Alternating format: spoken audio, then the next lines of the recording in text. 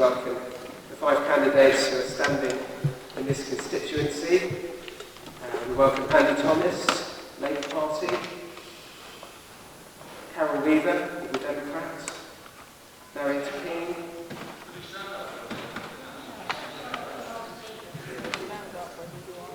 yes, they'll be standing up to give their opening presentation. Marietta King, UK Independent Party, Alastair, McQuillan, Green Party, and Alicia, Kearns, Conservative Party. And we begin by observing a moment of quiet to remember Anthony Watchorn, the independent candidate who died very suddenly last week. We observe a moment of quiet. Condolences to his loved ones and the community that he served. The order of play tonight is as follows. Each candidate will present in a predetermined order an opening speech of up to 3 minutes. I will be keeping time. In good biblical fashion, they drew lots before our service began. We will then, after we have heard their opening speeches, we will have the questions that you have presented, which my colleague, Reverend Ian Osborne, has been valiantly sorting so that we don't hear the same question 30 or 40 times over. Thank you very much for all those questions. There's obviously a great desire to speak to your candidates. I've asked that they each give a 1-minute response, again in the predetermined order, unless the question is specifically directed to one candidate. The question and answer session will last until approximately 8:45, and at that point I will ask the candidates to sum up in a 2-minute closing statement so that we finish our meeting this evening around 9 p.m. Please do keep good order during our time together. As the incumbent of this parish, I have researched canon law, and I do have the authority to eject people for unruly behaviour, one of the few privileges that I have as vicar of this parish. But I'm sure we will all conduct ourselves tonight in a spirit of cooperation to try and reset the tone of the debate that we wish to engage in. So once again, my thanks to all the candidates for their presence tonight, and I'm now going to hand over to Andy Thomas. I think you can all hear me. Can you hear me at the back? Yep. Okay, thank you. Thank you for inviting me. There are 2 main things that your Member of Parliament can do. And I say that I will take an active interest in people's welfare here. I will be a backbench constituency member working with others, possibly at the hub, for the benefit of the electors here, because in my opinion, voters here have been taken for granted for the last 27 years. But that is not enough. You see, when I look at the story of planning here, the St George's Barracks development, and may I say one word on McDonald's, I see that the planning system, which is a legal system, hasn't worked here. But you see, it's Parliament who makes these rules and the laws, and it would be my job, as your Member of Parliament, to make sure that the planning law is correct and appropriate to deal with unwanted developments. This current system does not, it appears to me, work for you, and so it's my job to build a better system. There are 3 other big faults with the system. The monster called universal credit that is making people poor and hungry, even here in Oakham. The National Health Service, there aren't enough doctors, nurses, ambulances, and buses, there aren't any, or hardly any. I think we now have an argument between Leicestershire and Rutland County Councils. Let's look at Brexit, and if you're a farmer, the Tory pledge is worth very little. They say only that support payments will continue in the life of the next Parliament. Remember, that only lasted 2 years, and the one before that, 2 years. So it's not much of an offer. Labour will continue with support payments. We will intervene in the market. We will support farmers. We will not introduce free trade with the farmers of the United States. We won't play cat and mouse with American farmers. Labour will protect our standards and our good name. I voted Remain. I'm proud of it. But Labour respects the electorate, and in next year's referendum, when we win, we'll include a better deal to leave, a deal that keeps the rights that we've gained over the years and an option to remain. This is not a fudge. This respects the fact that this country is divided over Brexit. Thank you very much, and I look forward to your questions.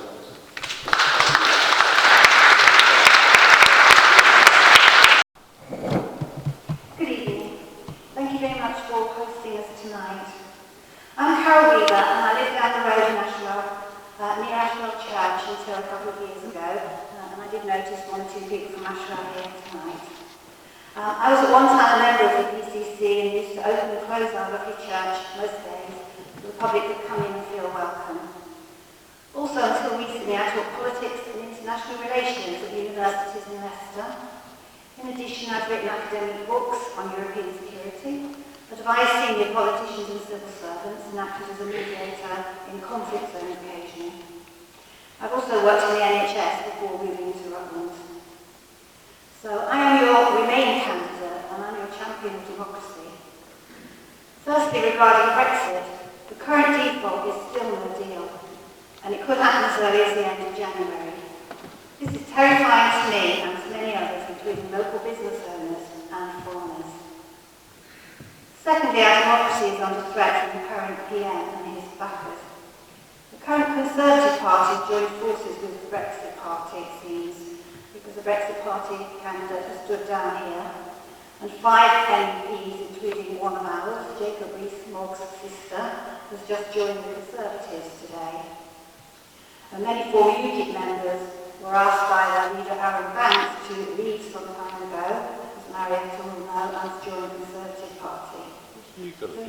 So the Conservative Party is not the party that it used to be. And I would ask you to read page 48 of the Conservative Manifesto. Those of you that use social media will know it's been trending for the last 24 hours or so. I would ask you to read page 48 of the Conservative Manifesto to see the plans to remove our democratic checks and balances and give the Prime Minister far more power than he or she in the future might have. So no wonder so many Whigs and Conservatives have left, and people like Michael Heseltine and even Ken Clark are saying to vote with the Democrats. Our main policies are to stop Brexit and rescue our economy, to make that economy a fairer, green economy, to help all children with more teachers and money for schools and other services, to ring-fence lots of extra tax money for the NHS and social care, especially mental health, to end rough sleeping, give working parents free childcare, and have a safety net that takes away the need for food banks. Thank you. I've got to remember to hold that. Good evening, Oakham, and I expect lots of people who are outside Oakham as well. Thank you for coming along. We 5 have now met. This is our 3rd meeting. So we've heard each other's words quite a lot. Now, we may or may not know I run a business here in Rutland, but also supply an awful lot of the country like Leicestershire, where the rest of our constituency is. And it is sad that we've met in Melton, we've met here, we've met in Oakham, and we're going to talk to the NFU tomorrow. But we haven't got out to Bottisford or Market Harbour or even into Leicester, which is also part of the constituency. So that's quite sad, Greg. But thank you. Yes, I'm a cabinet maker. And as I've said before, I would actually quite like to make a cabinet. It would be a different sort of cabinet, but I would lock it together quite well and get them to do what they were supposed to do, which is to look after this country, not the rest of the world. Now, the rest of the world is where we, UKIP, want to trade. And I've stood again this time because Brexit Party were going to stand, weren't they? And they very sensibly, perhaps, to have done. I don't quite know, been trashed for the last 3 years. I'm fed up with waiting. I'm sure you're all fed up with waiting, whichever side you're on. Let's make sure that whatever we leave with, which I'm afraid is going to be in name only, the UKIP is there to make sure we don't slide back in sideways. We've got quite a task to do. So please consider voting for me to show the whole country, to show this constituency that we meant what we said when we decided to leave the EU. Not Europe. We've got no argument with Europe. We will go on trading with them. They want to trade with us very much. 30 left. Right. So actually I think I'll leave it at that, because I'm not going to say anything much more important afterwards. Thank you.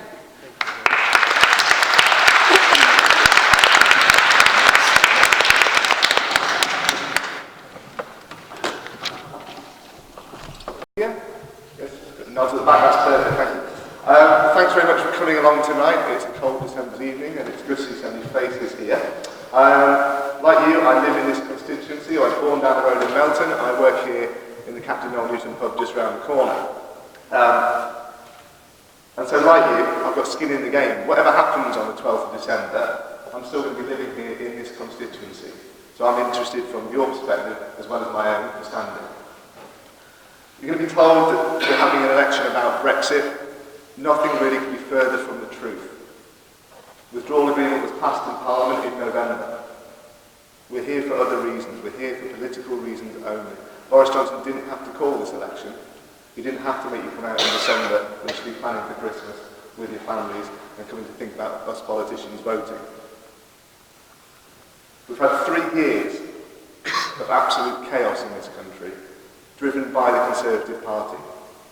We were told in 2015 in this very church to vote for strong and stable government.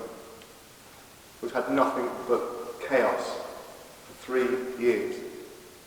3rd election in 4 years because of the Conservative Party fighting with each other, not putting the interests of you, your family, or this country first.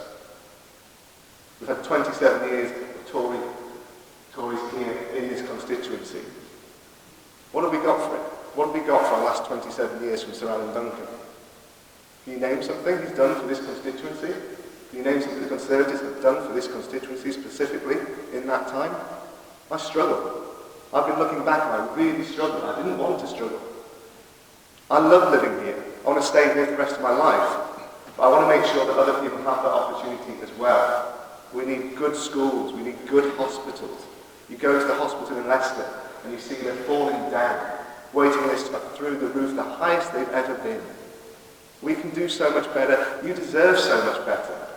You work hard, you pay your taxes, and you expect the services you paid for, and we just don't get it here in Rutland and in Leicestershire and in Melton. We have fewer police numbers, fewer schools, fewer doctors. We can do so much better, and I'm here tonight to put the case that we can and must do better than we are currently. Evening everyone, shout if you can't hear me. Standing here this evening, I'm asking an enormous thing of you, and that is for your trust. And I don't underestimate what I'm asking. My career has been dedicated to our national security. So at the Foreign Office, I led efforts to defeat ISIS in Iraq and Syria. I also worked to counter the efforts of hostile governments who seek to do us harm not only here, and also abroad. Now, what I learned working in government was that what you need is a strong economy and a government that recognises the first and foremost responsibility of that government is to keep you safe. But what I also saw is that how often government and the civil service forgets why it's there. And that is to make our lives easier, to focus on what we need for growth, for prosperity, to be able to have choice, opportunity, personal responsibility, the things that matter to Conservatives. And that's why I decided to leave government and go into politics. Now, I grew up in a tiny village in Cambridgeshire. In fact, you might as well call it a hamlet, and we were pretty much the only ones. And I went to my local comprehensive and I worked hard. I'm not a typical politician. I've never worked in politics, I've never worked in Parliament, I've never worked for an MP. But what I have done is made sure that I've always worked to learn and to listen. Now, my father was born in the docks of Dublin. He left school at 11 and worked as a labourer for most of his life, building double-decker buses. My mum was a grammar school girl who worked hard, did good, and was a teacher. And they taught me the importance of personal responsibility, working hard, and community. Living here now in Langham with my husband and my son, that is what you see when you walk around Rutland and Leicestershire. Community spirit, strength of feeling, friendliness, natural beauty that is just pretty much beyond compare. And I'm hoping very much that during this election I've been able to knock on your door. I've been to 34 villages, 10 hours, 12 hours a day knocking on doors, going to events, going to pubs. Sometimes I think that's the only reason why the Conservatives selected me as the candidate locally, because I talked a lot about going to pubs. And ultimately, I hope that if you haven't had the chance to meet me, you will, and you'll see that I always speak from my heart. I'm always honest, I speak my mind, and you can trust me to deliver for you. So I'm very much hoping that I can win your trust, as someone who's served her country and now wants to serve you. Thank you very much.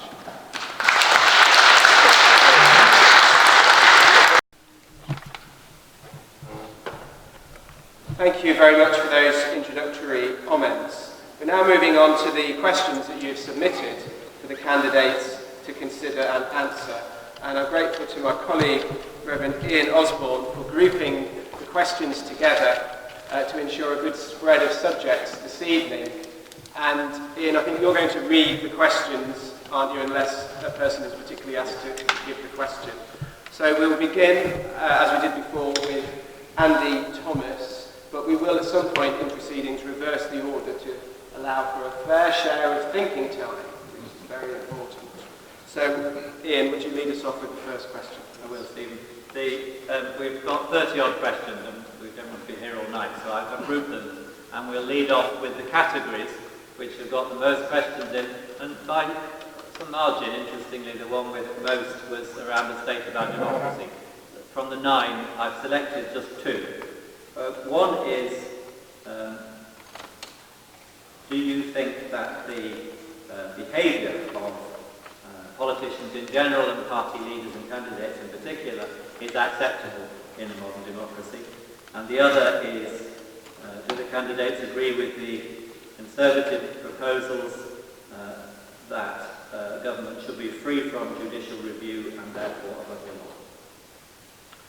1 minute responses. If you need the question repeating, just ask.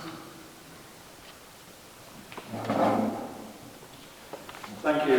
I think many politicians, I'm not going to name names, are capable, if not actually do behave in an offensive way. But I think equally that most politicians are trying to do the best for the country and do have sincerely held views. And I think probably sometimes the heat of the moment can go against them when they do that. I think it's very easy for me and for other people to attack individuals directly for the manner in which they say things, as opposed to dealing with the fundamental differences in policy that exist between us. That's probably all I can say. Do I have 1 minute on the second question? You have another minute. Okay, on the second question. No, I don't agree with putting the political system beyond the reach of the courts and the judicial system. I think the problem, if you do that, is that you get some kind of autocratic Hong Kong type situation where people who go into an election and do well are then ignored because there is no other way of overcoming what they want to do. I think you have to accept that the will of the people is what Parliament should be doing.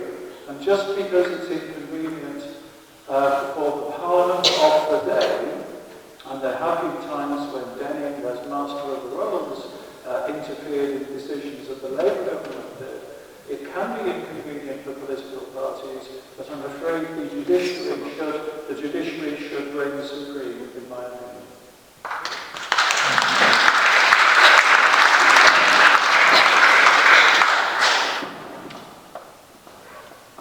Thank you.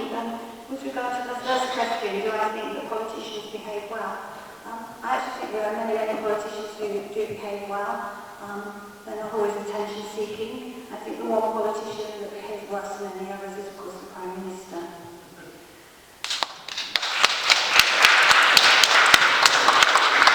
On the subject of behaviour, I think the other thing is the behaviour sometimes of the public towards politicians, and I think we have to talk about that, and especially towards female politicians. And obviously we all remember Jo Cox, I'm sure. So I would ask the public, obviously I'm sure you're going to be behaving very well this evening, but I would ask the public to think about politicians as human beings really sometimes. When it comes to the rule of law, absolutely not. We cannot slowly slide into an authoritarian type of state, and that's how it looks. I am an expert to some extent on authoritarian states, as having done my PhD research on the Black Sea region, and I know how these things happen and how states can be gradually captured by a certain group of people. So we have to make sure that we don't lose our checks and balances to stop that happening. So I'm not going to go over the top, I'm just going to say that really.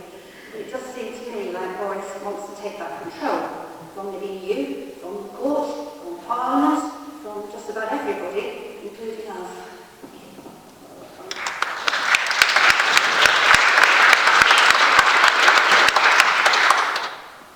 The behaviour of the party leaders is no worse than the behaviour of many of the other MPs.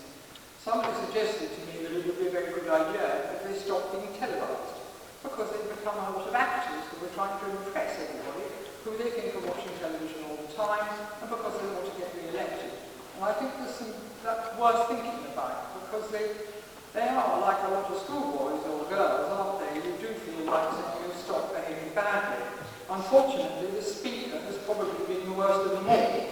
I think that one of the things that would really help in Parliament is that we got rid of the 5-term, because MPs before behaved better because they knew that their government could have a vote of no confidence and they would have to go to the country, as they called it.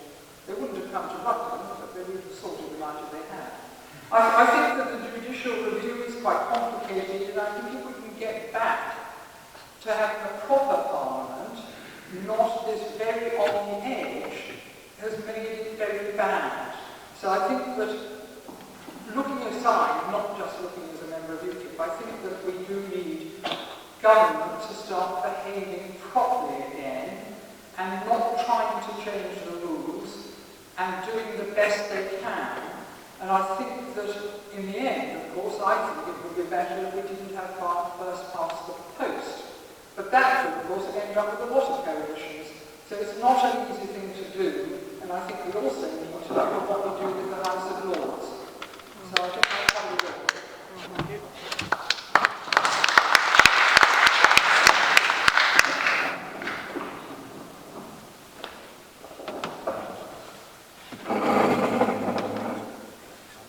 Your politics is broken, and it's broken badly.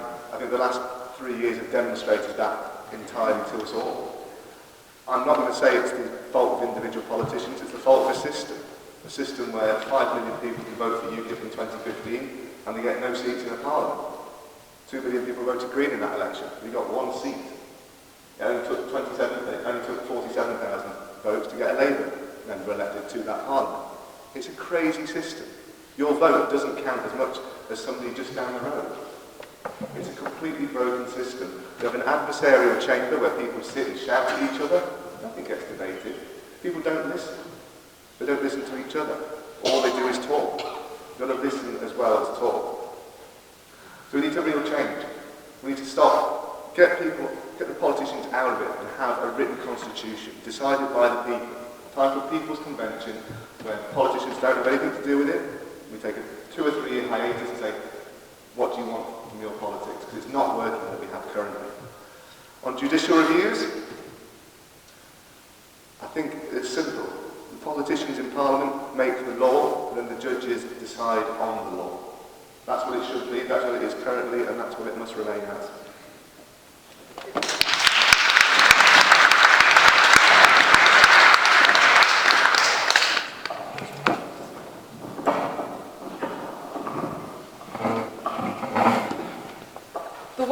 improve political discourse around this country isn't just down to politicians. It's between all of us.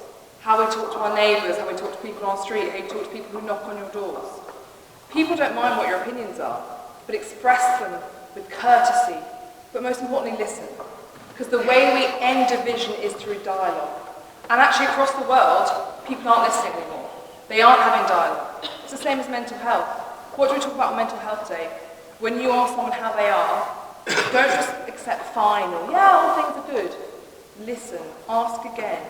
We have to do the same thing in politics because people are working really hard to make a difference. But ultimately, people disagree on how we make that difference. So yes, it is about bringing respect back. And I think at all these hustings this week, you've seen that I will always respond not in a way that bashes my opponents or quotes from manifestos, but as someone who is listening and telling you what I would put forward and what I believe in and how we make a difference. And we also have to recognise that no one in this world is perfect. No one here in their job has never made a mistake. No one here has ever not changed their mind because they've received more information. But when a politician does it, it's a U-turn. It's not. It's called becoming more informed and acting in the best interests of those who you serve. Now, when it comes to our judiciary, I'm proud that our legal system is the best in the world, and we shout about it around the world, and we should be proud of it. Of course, we have to uphold checks and balances, and it's the job of politicians to make the law, and we have to make sure we also uphold the law.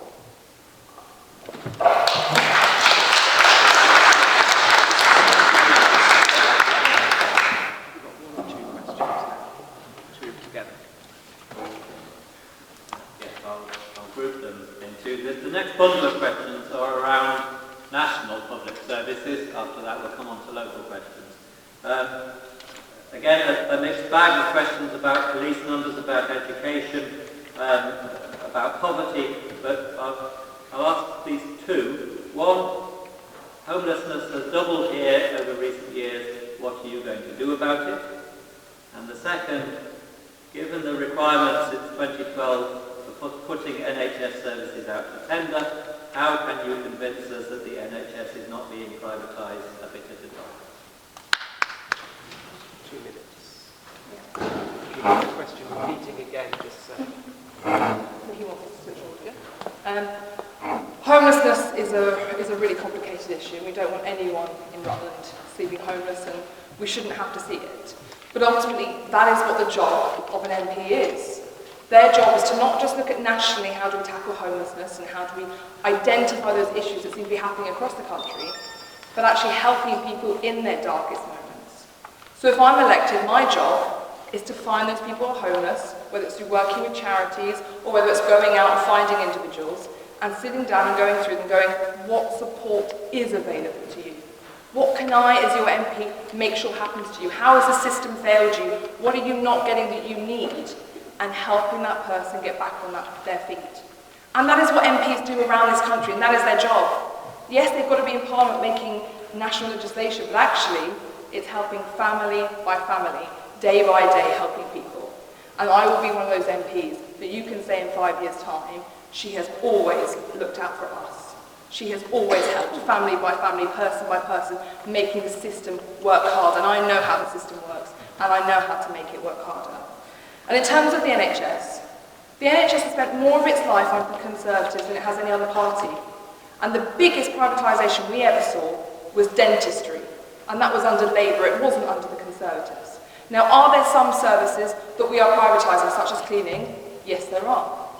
Do we need to have a debate about that? Quite possibly. Am I an expert in NHS services and procurement? No, I'm not. Will I become one? If I have to, I absolutely will. Ultimately, the key thing is that NHS services, the ones that you engage with on a day-to-day basis, the ones that looked after me when my mum had a stroke twice this year, those are publicly run, publicly delivered, and they will continue to be. And we will continue to provide a strong economy, because without an economy, a strong economy, we will have no NHS. And that is where the issue comes from, and we will make sure we have that economy to protect people and protect our health services.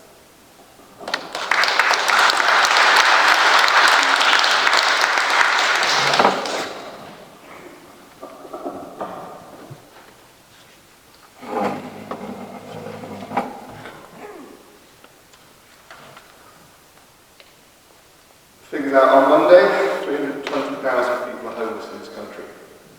A child is made homeless every 8 minutes. between now and Christmas Day, that's going to be 4,000 more children homeless. It's a very complicated issue, homelessness.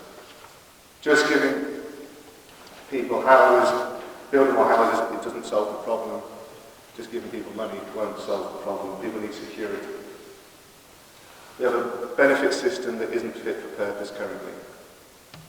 The universal basic credit is an embarrassment the way it's been rolled out by the Conservative government. The concept isn't too bad, but the rollout should never have been made. It was made, just get on with it kind of thing, we'll get it done, with no care, absolutely no care. It's like going back to Margaret Thatcher's care in the community days, where there was no care in the community whatsoever. They were just poor people, get on with it, who did a toss. I'm fed up with that way of doing government. I'm fed up with it. It's not right. It hits our community in hidden patches that you don't see until you knock on the door and you see families in absolute ruin, in desperate situations. Here in Rutland, we're a wealthy enough community. We shouldn't be having food banks. We're a wealthy enough country, we shouldn't be having food banks. Yet we do under this Conservative government. Rough sleeping is up 165% in 10 years. It's cold out there. People will be dying tonight on our streets, and it's because of government action. Solutions are difficult, as I say, but in the Green Party we're talking about providing a universal basic income.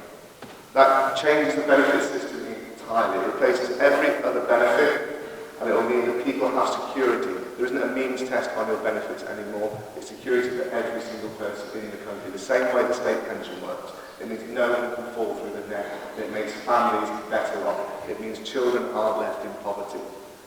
On the second question, I'll just quickly say... You have 2 minutes. I'll just quickly say, on the NHS, it's been privatised. Richard Branson is holding the switch, basically, over your NHS. Virgin Healthcare has billions of pounds invested in our NHS. Privatisation has already happened. If you want a strong economy, have a look at the figures out for Q3. We're on the verge of a recession.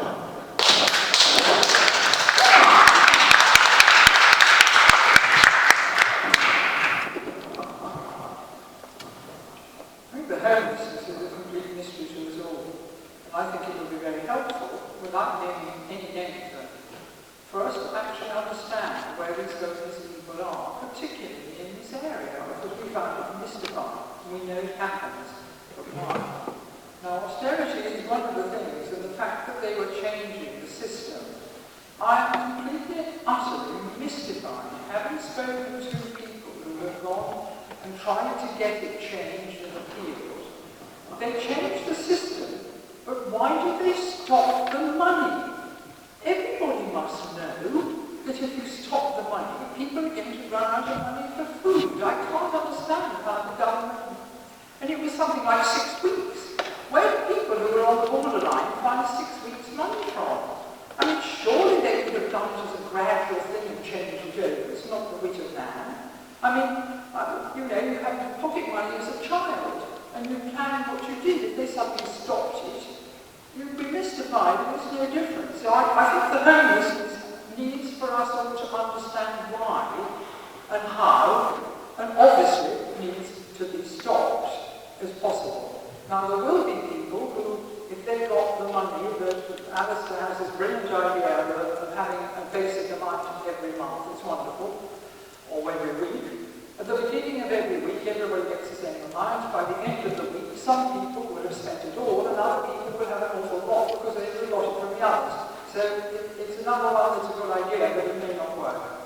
The NHS is another conundrum, because we all know that all the GPs we go to are all private practices. So although we get terribly excited by saying it's being privatised, it always has been privatised. But the awful thing is, why have we stopped training doctors and nurses? We say that we should be training something like 30,000 more nurses and 20,000 more doctors. Well, you can't just do it like that. So why have we got into that situation when we have to train them? Yeah, we've got brilliant kind of people in this country. Let's make use of them.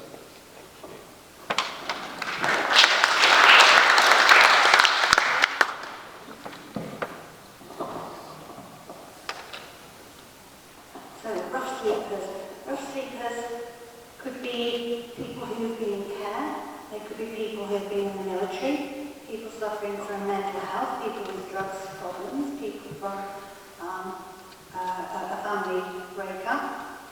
The system isn't working as it should. It's driving people further into poverty and forcing families to rely on food banks to get by, as well as people becoming homeless. We need a proper safety net. Very few people just need to use a food bank, and only then for a day or two. A lot more money is needed for universal credit or a different system. We will reduce the wage for the first payment from 5 weeks to 5 days. We'll remove the two-child limit and the benefits cap. We'll scrap the Vagrancy Act and introduce a duty to find somewhere for us sleepers. When it comes to the NHS, it's falling apart. I know lots of doctors, lots of nurses. There was a nurse in tears in Oakham the other day almost, because the system is absolutely broken. Most doctors I know are thinking of maybe leaving the country, maybe just leaving the profession. We've driven away a lot of our European staff. And new people don't want to come from Europe, even if we stopped Brexit immediately. They don't want to come here, which is putting such a heavy burden on the people that are here at the moment. And what do the Conservatives want to do? Well, it's highly likely, especially given that they're moving more and more to the right with the ERG and Brexit Party, that they may well want, with an American deal, to introduce an insurance-based system. I really don't see how that's going to happen.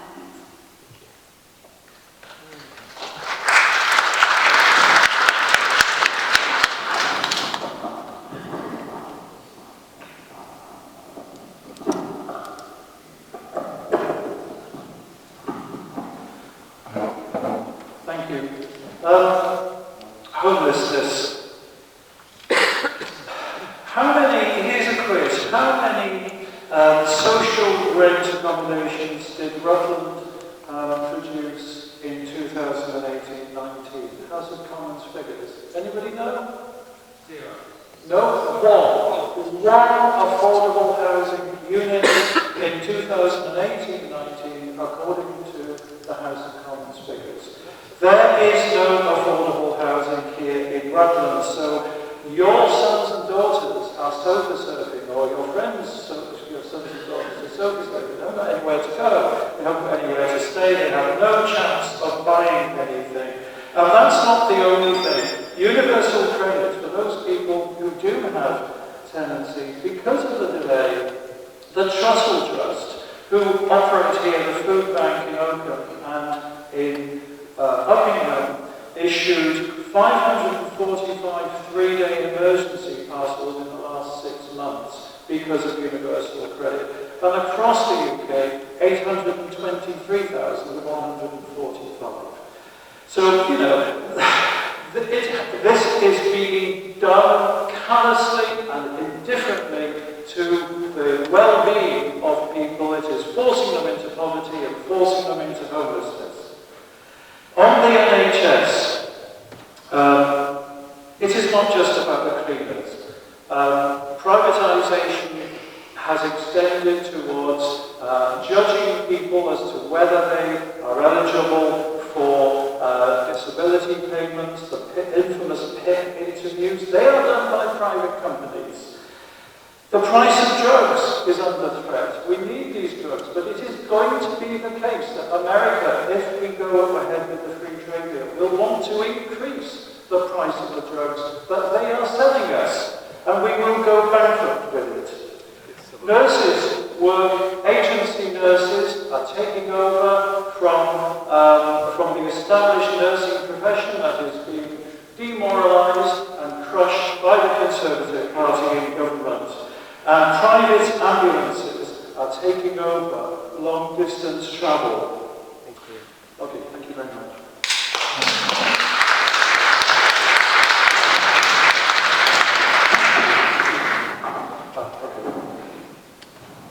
Okay, thanks. Some questions now about local issues. We've got a bundle and they don't hang together, so I'll ask them one at a time. First, a general question. If elected, what will be your priorities for the area you will represent? 1 minute responses, please, and we'll have the next question. There is so much to do. Like I say, universal credit is a parliamentary matter, and that is something that needs to be tackled as a member of the Labour government. It's a multi-headed monster, and it needs to be killed. Locally, acting locally, because you can act in two directions, acting locally has to be the bus services. You know, nobody can get around in here unless you drive a car. Traffic is increasing, it's bad for the environment, it's bad for social mobility, it's bad for young people, and it's bad for elderly people who are locked away at home. So nationally and locally, the emphases are different. Universal credit and local buses.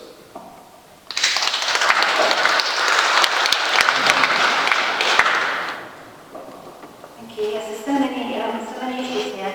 So as well as the national issues and the knock-on effect, we certainly need to give councils more money and more power so that local people have more say. We definitely need to do something about transport. I'm not sure if you're aware of which county in the country has the most carbon emissions per head. Any ideas? Rutland. Rutland has the most carbon emissions per head. And the reason for that is probably all of our lovely houses, which are often very old houses, often very drafty houses, often not many people living in our houses, but it's also the transport and the cars and very little bus services. So we definitely want to introduce lots more bus services as well as better train services. And we want to abolish business rates so that our high streets can come to life again and we can keep our fantastic high street here in Oakham. Thank you.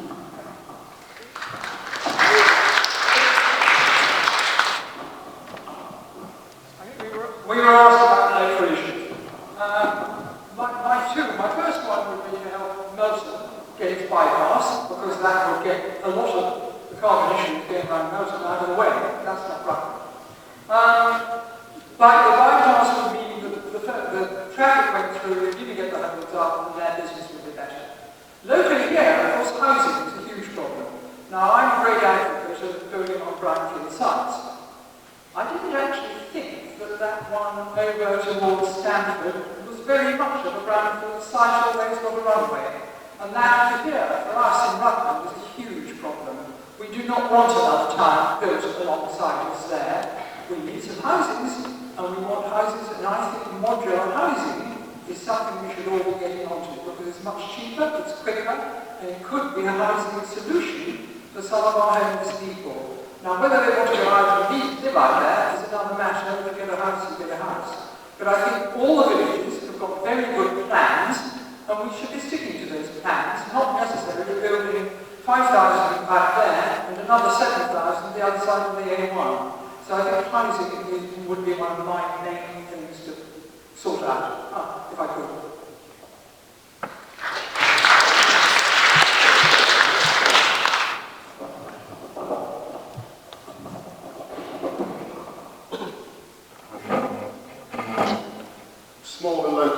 Small and medium enterprises are the lifeblood of this town and this county. It's the small businesses, it's the pubs, it's the shops, it's the business on the industrial estate just around the corner that employ people, that make this town tick. I want to be supporting those businesses and doing what I can in Parliament to do that. I'll do that through getting rid of business rates, reducing VAT on hospitality down to 5%, it's currently 20%.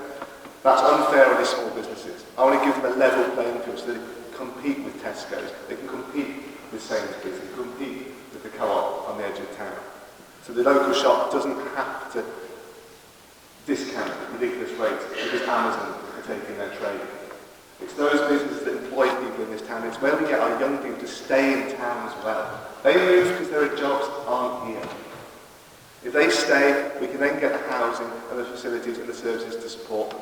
I love it round here, but it's difficult when the jobs are out there that pay less than it costs to live. We want good jobs that pay well. We want those jobs to be local jobs, local businesses thriving, and I'll be the champion for that.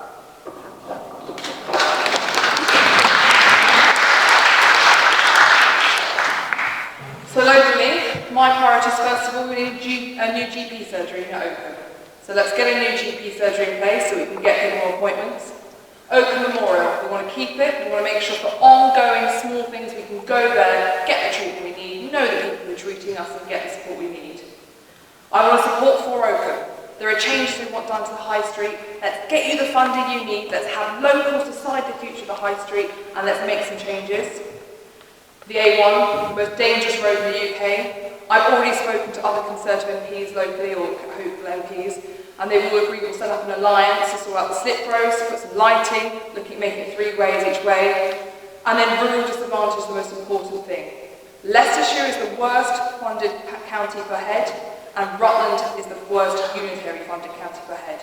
So I'm going to go and I'm going to change how we fund councils across the whole country. We're going to get the Leicestershire model in place, which looks at how difficult and how much it costs to actually provide services in rural areas. And then across the constituency, I'm going to stand up for farmers. And we're going to put food at the heart of the agriculture bill and make food part of our national security apparatus. And rural crime. We need to tackle rural crime. I want more police here, not just in Leicester, and I'll make sure I do that. And we should also be very proud that this county, Rutland, is the best in the country for social care. We'll make sure we continue to do that, make sure we keep leading the way, and we'll make sure that everyone else benefits from it elsewhere by learning from us.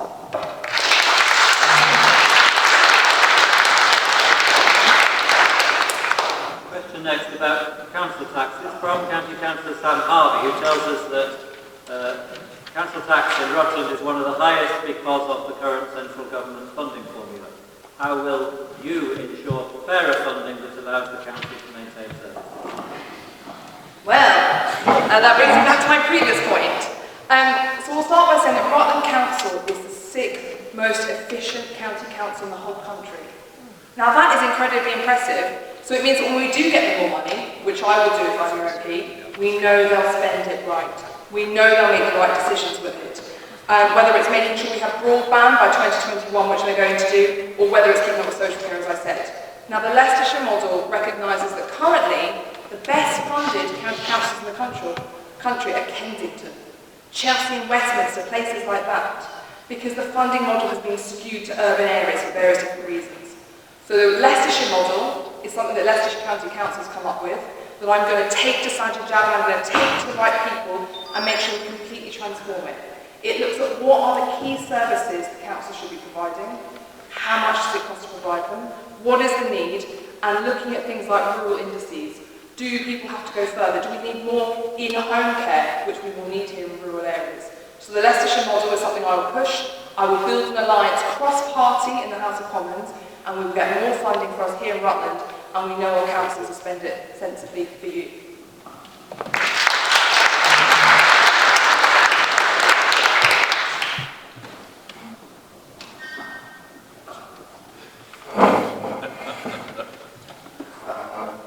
I was always taught that if you just increase the size of the cake, no matter how you cut it, you're going to get a smaller slice.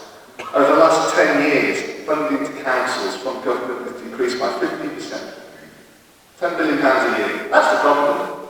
Councils are being told, you've got to save money, how are you going to do it? Another 50 million is going to come out of Leicestershire's annual budget next year. Sorry, by 2023, under Conservative plans. So it's crazy, the council here in Rutland are going to have a plan that runs out of money in 5 years' time. They're eating their reserves currently just to survive and do what they're doing. We're going to be out of money fairly soon in this council. Northamptonshire County Council down the road, Conservative run, has gone bankrupt. Gone bankrupt with a loan from Leicestershire of £6 million of council taxpayers' money that we're probably not going to see back again.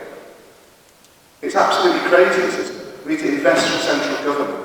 It's about government investment actually putting back into local councils. This is where Conservative tax cuts have come. They're hitting councils, and for years the councils have done their best. Councillors have sweated and worked their socks off to try and protect the local population.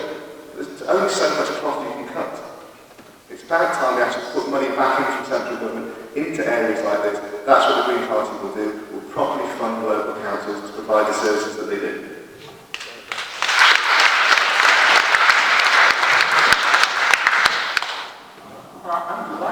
again at Wales 6 Days Council, I have to say I'm not surprised. Very good, very good. But the whole problem has come from something called localism. Now, I was very keen on localism when I was first got involved with politics. I kept saying things must be done much more locally. And I wouldn't get rid of the council taxes. I would send the council taxes to the councillors, so that we can actually spend the money that we raise in our own councils, on our own services, and our county councillors would have to stand on making sure they spent it properly. And if they didn't spend it properly, we'd unelect them and get some others that did it. So council, I think, should be, money should be spent here. Without knowing the figures, I know a huge amount of our council tax goes straight up to government, who very kindly give it us back again. It sounds awfully like the EU, doesn't it? We spend lots of money to them, and then we're supposed to be grateful for what they give back. So let's have the councils having their own money, spending it their own way, and we are able to get rid of the councillors if they get it wrong. Thank you.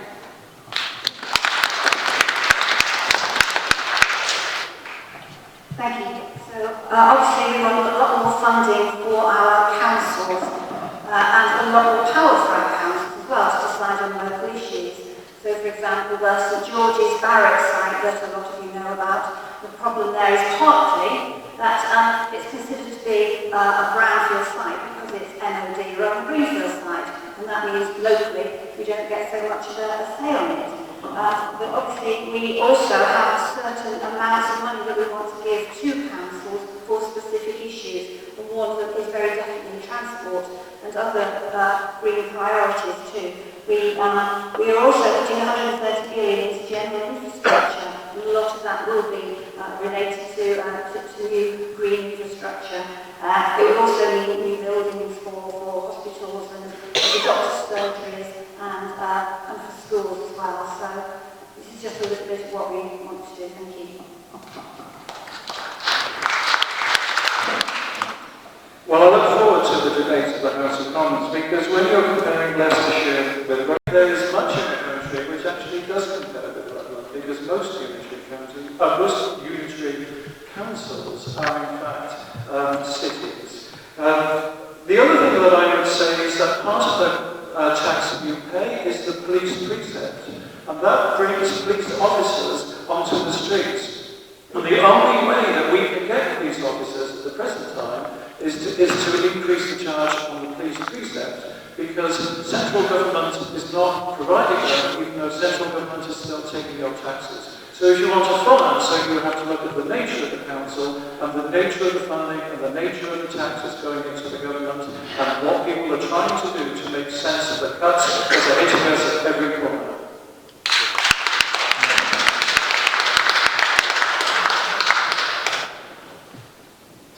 Same subject. Another local hot topic. What are your views about 2,500 houses on the St George's site? Well, my first question is, which site do you mean? Because according to the Council for the Protection of Rural England in the Rutland branch, they say that there are 3 sites. There's the barrack site, which is brownfield, there's a golf course, and there is some agricultural land, which MOD should, by reason of legal precedent, return to the former farm owners who they stole it from in the first place. So that's the first thing. So let's be clear about that. What I am really concerned about is this, and I can only say one thing. This is the traffic implication. On the left of this picture, you can see it's all green. These are the junctions. Okay, this is the state of the junctions around this proposed development. And on the right, you can see the assessment is of what is going to happen as this scheme develops. They've all gone red, there's only one orange. It is going to be terrible in terms of the environment that you live in now. And that is why I say the planning system is not working for you, and it's the job of members of Parliament to change it. That's what Parliament does. It makes law.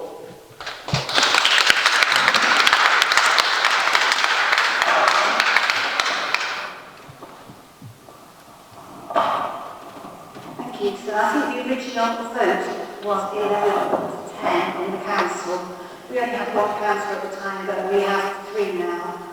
The one councillor we had at the time, Gary Rollins, and working on this probably 2 days a week, trying to do something to stop the monstrosity really that we could end up with on St George's Barracks site. So the MOD want to make as much money as possible. So that means that they'll be packed with houses. They probably won't be very green houses either. There probably won't be many facilities.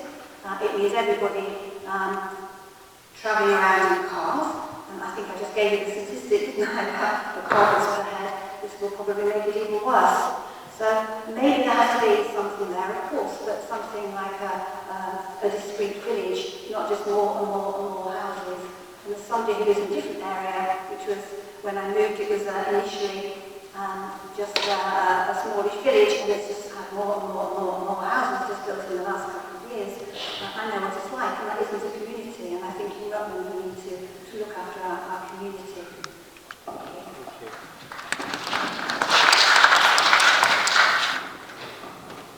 Unfortunately, I think that the council have actually made an agreement with the MOD to buy such.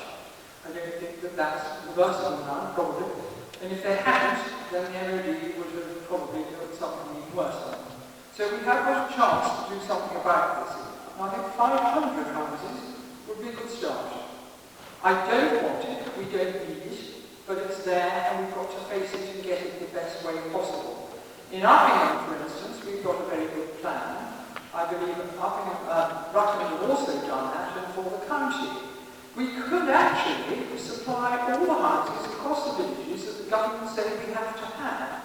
And one of the arguments they made was, oh well, we won't have to have it in your villages because we're all building all out of St George's.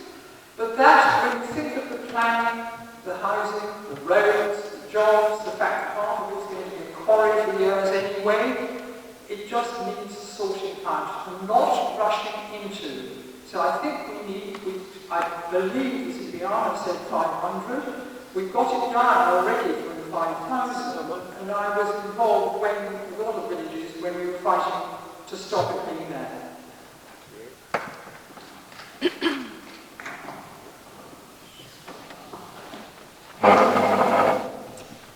I wouldn't worry about feeling all NIMBYist about this. A bad idea is a bad idea, however you look at it, and this is a bad idea. We don't need 2,500 houses built out of the way of St George's. We need to spread in the towns and villages we already have. We heard the stat earlier, we built one social home in Rutland in 2018. Let's build more homes for people in our villages, near the shops that already exist, support the local businesses. Let's build them near the schools that already exist, support the local schools, get kids back into our village schools. We need social housing in our villages and in our towns that people can have. So let's build council houses. Let's empower Rutland County Council that knows where the need is to build local homes for the local people that live here and support local families.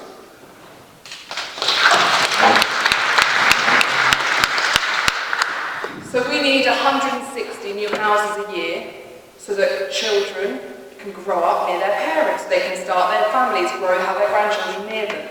Since 1968, we have built 175 new houses a year in Rutland. So we're used to building, and St George's, the plan was meant to be 5,000, your Rutland Conservative Council got it down to 2,200.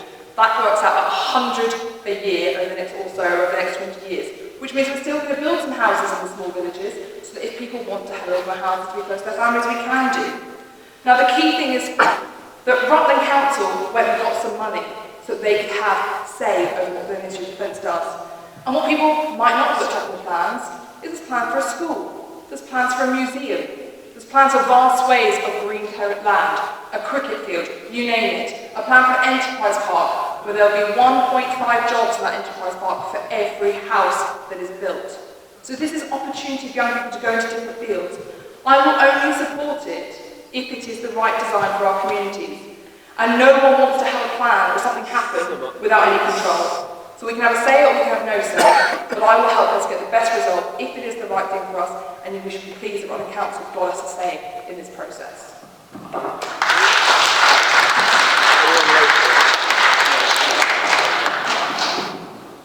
Changing topic entirely on to defence policy. This questioner says, none of the parties make any significant mention of defence in their manifesto. What is the view of your party and you personally on A, the nuclear deterrent, and B, future funding for conventional forces? Do you want 1 or 2 minutes on this? 1? Consensus is 1. So is it nuclear deterrent and conventional? Well, there's a reason why many parties aren't speaking about defence in their manifestos, and that's because we can't rely on them to stand up for our armed forces.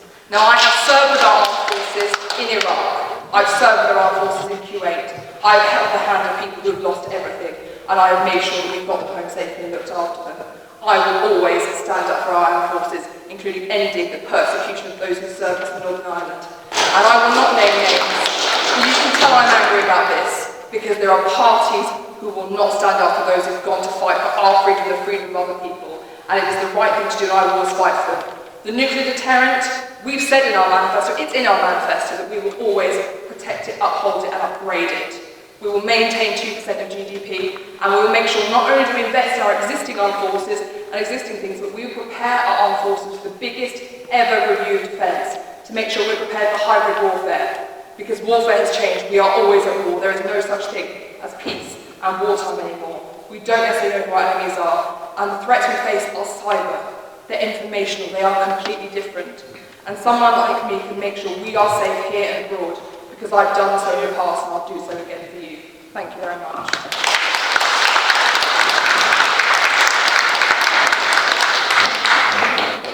Compelling case for dropping a nuclear bomb on a computer, by the sounds of it there. I don't see the point in spending £200 billion on a nuclear weapon we'll never use. It's economic madness, and it's defence madness as well. The former head of the Armed Services, Oakham, made that point himself. It's a weapon we'll never use. They're morally abhorrent. We banned gas, we banned nerve agents, yet we still think this is acceptable? Yes. It's morally wrong. To even consider killing millions of people is disgusting in my view. So we'd ban nuclear weapons, we'd join the UN Non-Proliferation Treaty and actually work with other nations to lead the way. Britain led the way in getting rid of poisonous gas in the 1950s. I'm proud of that record, and we'll do the same again. On conventional forces, you take the money you save, the £200 billion, invest it in conventional forces. You invest it in the terrorism deterrent that we need. You give the armed forces the tools to do the job. But you also look at the biggest security threat we face, which is the changing climate. That is the biggest threat we face. And we need to really invest money into that. So let's not waste money on nuclear weapons and things we don't need. Invest it in conventional forces and things we will use.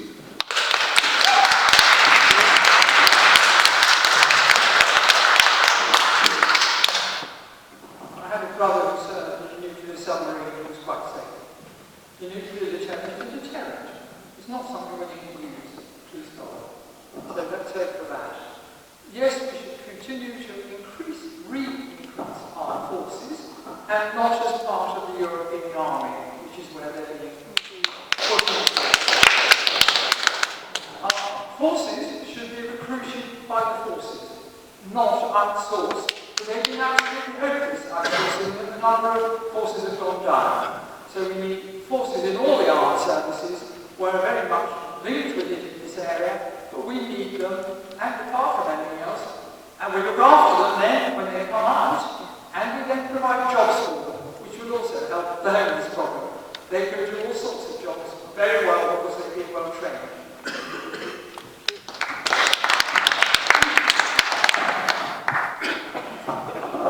The best form of defence is to have good neighbours, and that is the very first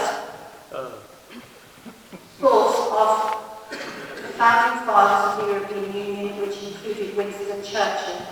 And Winston Churchill made speeches on this at The Hague and other places in the 1940s.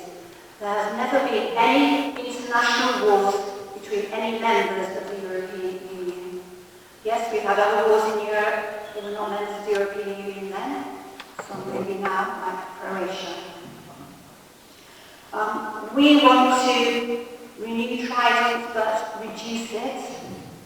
We want to keep our 2% for NATO, but we want to stay in the European Union, which means our 2% will actually be worth more than it would be under the Conservatives, because our economy would be much better. All of this rubbish that the gentleman here is talking about, and Marietta about the European Army. The European Army is something that we already have, and it works in conjunction with NATO. It acts in the same way as NATO, mainly on peacekeeping. There have been EU peacekeeping missions for a long time now. I've worked very closely with NATO, I've worked very closely with the EU on these issues. Thank you.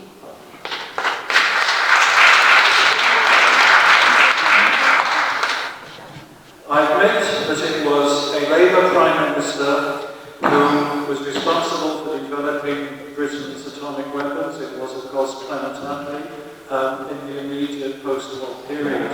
That has morphed into a system over which we do not have independent control. It is an American system, and we are paying American prices for it, and we do not have independent control. We have joint control, and it is a lunatic system that is totally out of control, and we need to change it.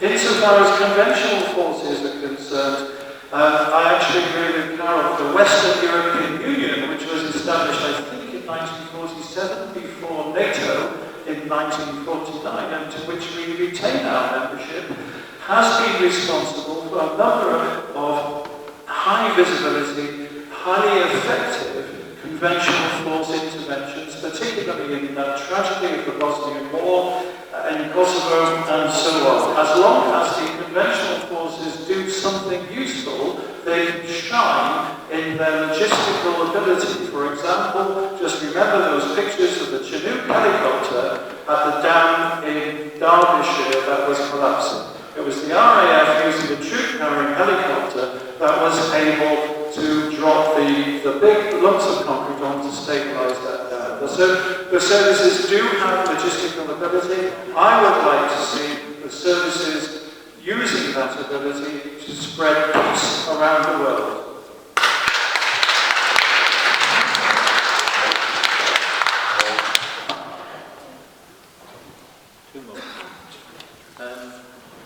Two more questions. Okay, change topic.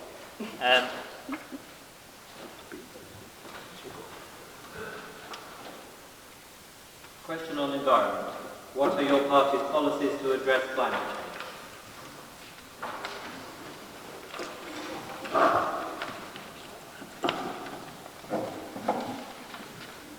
It's been interesting seeing how XR, Extinction Rebellion, continues to grab the news attention in the last few days with their busy bees.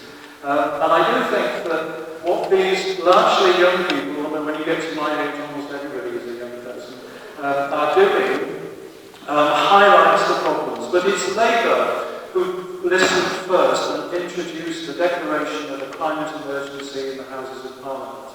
It's Labour who has a very strong and feasible environmental policy that we can introduce because we can form a government. And that includes zero carbon homes, it includes all the transport initiatives that I'm talking about, and it extends into farming, the sort of farming that we do, and it involves dealing with the structure of drainage and flooding and all the consequences of that.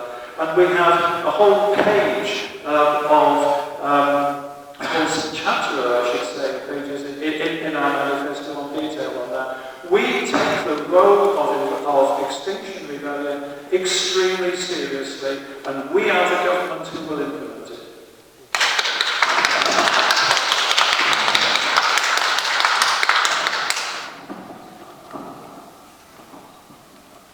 Okay, so our main headline policies, if you like, are that we want to tackle the climate emergency by generating 80% of our electricity from renewables by 2030. We want an emergency programme to insulate all of Britain's homes by 2032, cutting emissions and fuel bills and ending fuel poverty. We've also announced plans to plant 60 million trees a year, which can offset carbons. We also want a green development bank to help fund green initiatives for our greener economy. We want more accounting as well, so we want new laws which will require a financial institution or large corporates to publish their strategy so they can move towards net zero. We also want pension funds, banks, debt markets, stock exchange, and data disclosure of fossil fuel investments to expose investors to the climate change risks. Thank you.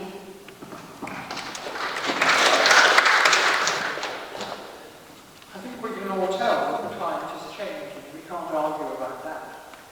The difficult thing that frightens me is that all these other parties, particularly the ones who actually run the country, I have to be honest and know that I'm not going to, is that they're going to tax us so much that there'll be much more homelessness and far more problems, because I really can't see how all their figures are going to add up. And all the things they're going to do is going to add to the cost of our homes, our buildings, our schools, our national health. I think we've got to take this very carefully, but very sensibly. I am very pleased that we are now pushing the fact that we shouldn't waste so much on our own personal levels, the amount of food we eat, the amount we waste, the plastics, the oceans. There's a lot we can do, I'm pleased to say, and I'm very pleased that that has now come to the fore.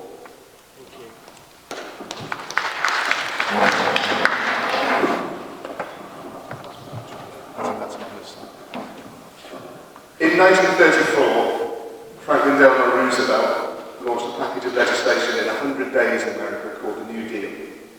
It saved that country from a recession, and it built the America you see today. That cost a huge amount of money. We have a Green Party policy to launch a Green New Deal that we started in 2008. Imagine if we invested the money we gave to the bankers who wasted it then, now. What difference our country would be, what a better place it would be, what a better place our environment would be. Our Green New Deal recognises you don't have social problems and climate problems are two sides of the same coin. It ties them together by investing in local communities, giving them the tools to tackle the climate emergency, tackling big business as well. Here in Rutland we've heard we have the highest carbon footprint. That's because we've got giant grey cement works in this county.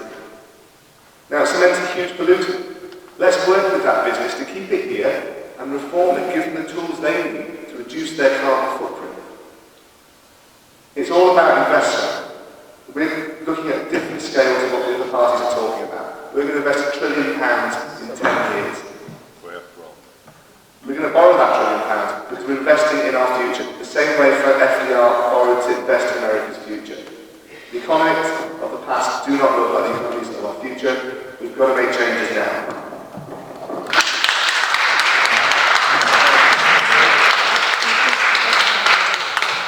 I agree. We need to do a lot more for our environment. But one thing I'm going to talk about is what we've done so far, because many people don't know about it. So, for example, many people don't know that Margaret Thatcher was the first major world leader to ever raise climate change on the world stage. And I'm proud of that record, and we're going to keep doing it. We are decarbonising faster. In fact, we have decarbonised faster than any other G20 nation in the world. That is an enormous achievement. We have got greenhouse gases down 25% since we came in 2010. In 2018, 33% of UK electricity was renewables generated. We've gone weeks without coal, and by 2025, coal will be gone. Now, those are important achievements. When people talk on the street about climate change, they don't talk about the Conservatives. And that's wrong, and that's something I want to change. But we do need to do more, and we will. But we'll do it in a pragmatic way. Not an ideological way, not an interventionist way that tells you how you can and cannot live your life, because we believe in choice and opportunity. But we will make it easier to go green, easier to make the right choices, not by controlling you, but by giving you opportunity and driving up the right things for our environment. Thank you.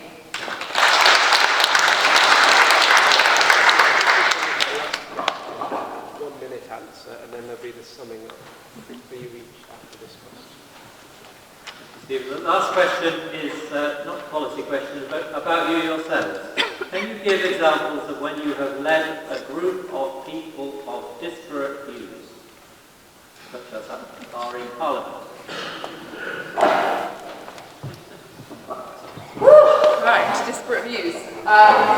So one of my jobs in government was being the military civilian liaison for 75 different countries that came together to work to defeat ISIS. 75 countries. Can you imagine the conflicts we had? Another example is when I was working with the Syrian opposition. Now in Syria, I am very clear that Assad is not the future, he cannot be the future. What we brought together, the UK government, is we helped bring together 75 organisations who went from extreme as Syrian liberal women who lived in New York and had left long before the revolution happened because of the extremism of the Assad regime, all the way through to individuals who you and I might call extreme. They weren't terrorists. These were gentlemen who wouldn't shake my hand because I was a woman, but they would listen to my views as an advisor on how to defeat terrorism and how to behave at the UN peace talks. I spent 6 months of my life at UN peace talks in Syria. I worked with these 75 people, and together we presented a credible opposition at the UN. Imagine bringing together 75 people who've never left Syria, who have incredibly liberal views and, accept abortion, through to individuals who do believe women should be property of their husbands. I brought them together, we worked together, and we got a solution that worked.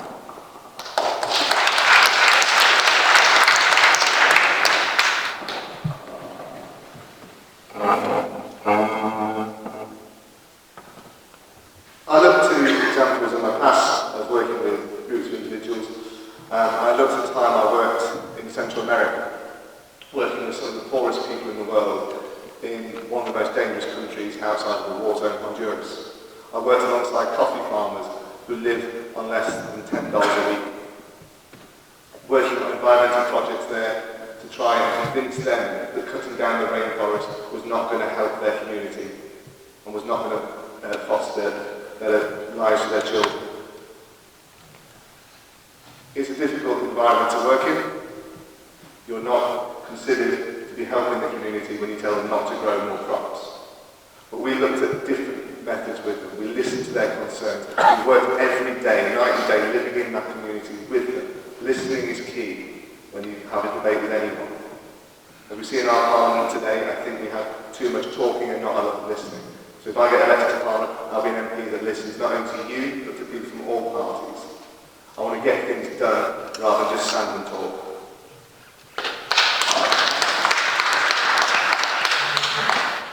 I'm afraid I can't give a world view like the last two speakers, but I have run a business in this country for the last 35 years, I say, and it was quite a disparate view, the collection of people, because we had manufacturing, we had sales, and I also have run the industrial estate, which meant dealing with a lot of different businesses on the industrial estate and keeping the security and the roads running there. And just to really finish that off, to say that when I first started running the business, we were down in Corby before we brought it up here, and somebody said to one of my employees, "What's it like working for a woman?" And he said, "That's not a woman, that's the boss." Right. So I could talk about my students, couldn't I, and say they're usually a disparate group who have different ideas. But I'm going to talk about the South Caucasus, because my area of expertise is mainly the Black Sea region. So, for example, I started off with the Secretary General of the European Union International, something called the Tbilisi process. And the Tbilisi process was to try to bring people together from the 3 countries of the South Caucasus over what was called a frozen conflict, incorrectly. It's a smouldering conflict in a place called Nagorno-Karabakh, which is between Azerbaijan and Armenia. The people living there are Armenians. It's in the territory of Azerbaijan. They regard themselves as being at war. And so what we did, certainly on one occasion, was to actually get permission from the Armenian government to bring a delegation of Azerbaijanis, go to the Armenian government and try to talk about how we can get peace. We also brought different groups of people together so that they could talk to each other, understand each other, many of them journalists, and then they could go out and try and spread peace. Thank you.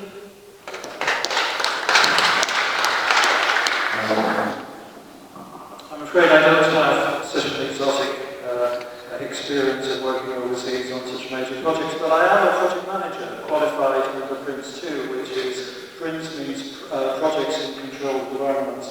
And in Leicester City, you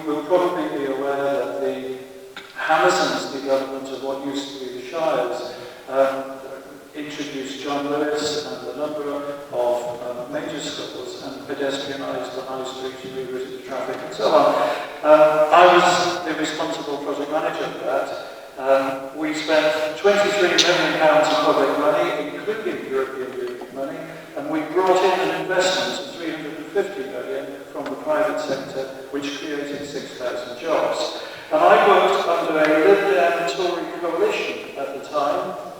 Amazon's, their address is 1 Park Lane, so they're a pretty rich bunch. John Lewis, as I say, and I think probably the most difficulty I had were with the planners of my own organisation, and of course the construction crews that we control as a direct service. And so I had a job of getting all of that done to a timetable that was set externally by John Lewis.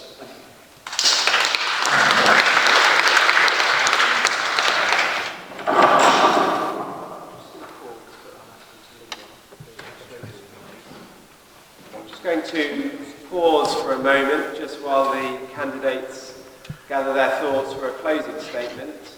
That will take us to the end of our meeting.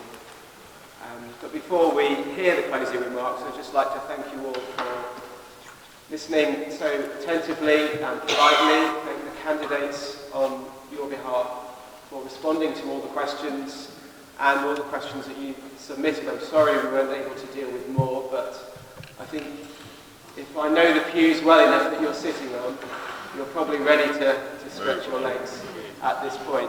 So after we've heard the closing remarks, there won't be any further formal business, but you're welcome to stay for a further few minutes if you wish. And if you wish to approach the candidates, I'm sure they'll be staying behind for a few more minutes. So if I could ask Myself, who in Oakham is going to vote Labour this time? And I'll tell you, your neighbour who's worried about paying the rent or the mortgage, she or he will vote Labour next week. Young people who are fed up with their lives, trying to get out, trying to get away from Oakham because there aren't any jobs for them, there's nothing to do, and no chance of a flat or a house of their own. They will vote Labour. People waiting for the bus that never comes, you'll vote Labour. People who are worried about their farms, who would like something to hand down to their sons and their daughters, not useless land, they will vote Labour. People who see how things have got worse over the last few years, whether you say it's the last 10 years of austerity or the last 27 years of a Tory representative, you vote Labour. And people who want a better deal for Brexit than the free trade cat and mouse with America will vote Labour. So I ask you to join these people. I ask you to join the people who have had enough, who want some social progress, who want to see a real change. And if I do nothing else this week, I hope I brought you tonight some hope for the future. It doesn't have to be as bad as it is now. So I ask you to vote Labour. Thank you.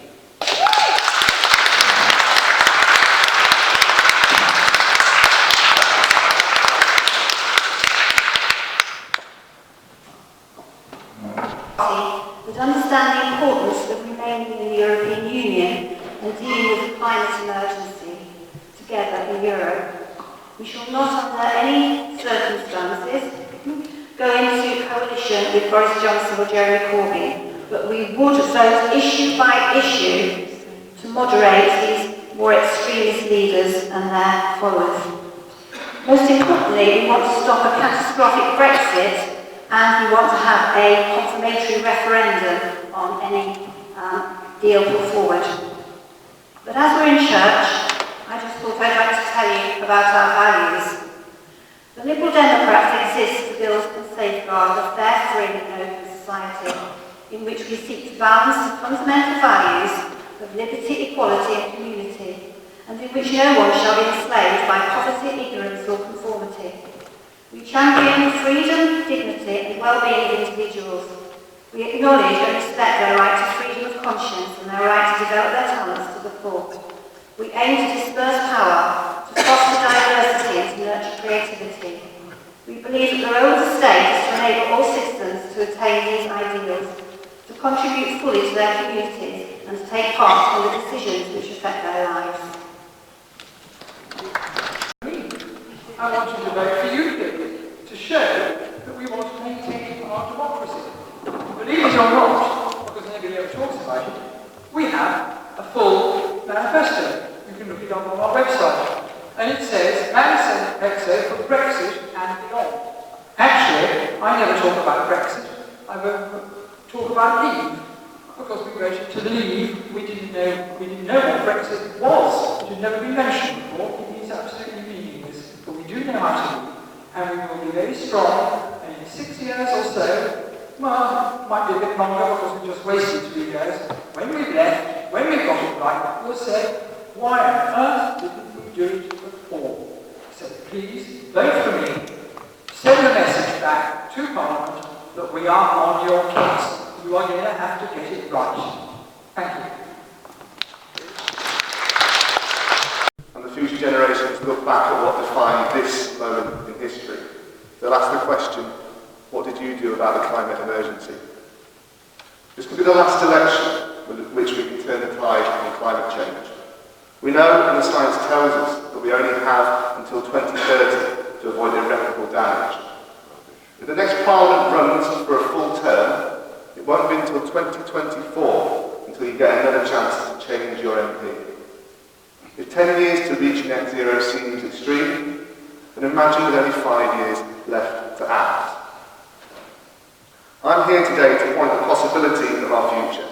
If we invest in that future, if we invest in our communities, in our country, through a Green New Deal, we can tackle the challenge of this century head on, instead of rehashing the battles of the 1970s. The political paradigm that we've operated in has relied on settling for less in order to win.